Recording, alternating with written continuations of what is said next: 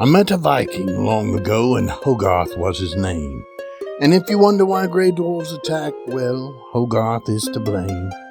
Now draw in close and gather round, and listen as I sing my song, and judge for yourself the merit or truth, and tell me if I'm wrong. I met this Hogarth at the rock house whilst I was hunting deer. This was before we founded Anvil or built great Gallowmere.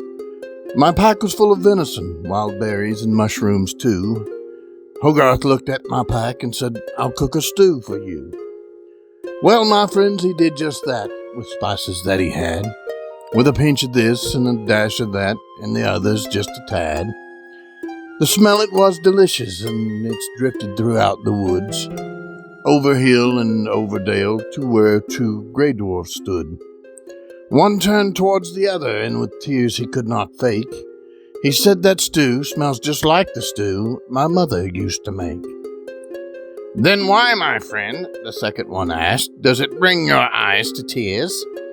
"Because someone stole her recipe for cooking up the deer."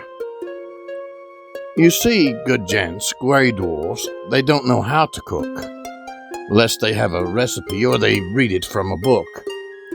But they remember sights and sounds, and they remember smells, and this Grey Dwarf remembered his mother's stew quite well.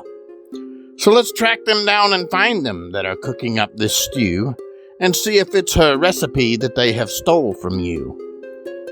Now Hogarth was still cooking at the fire by his pot, when these two dwarfs came running out, screaming quite a lot. Hogarth, he just stood there with this calm look upon his face, until they reached towards the pot, as if to have a taste. His spoon, it flashed like lightning to smack them on the wrist. The scowl that spread upon his face told them to cease and to desist. Now the two dwarves were not happy with this spat upon the hand.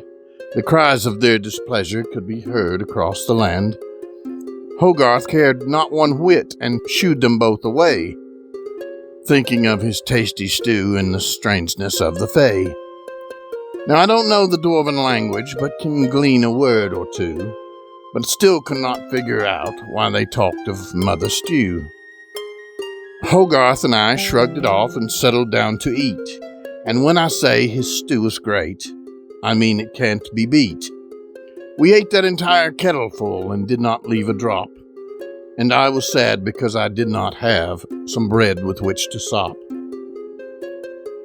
So we finished up our breakfast and swept the campsite clear, leaving nothing there behind us except for bones of deer. The two dwarves were determined to try that stew and see if Hogarth was the dirty thief that stole their recipe. And so they went and got a troll to hold this Viking cook, while they tasted of the stew to prove he was the crook.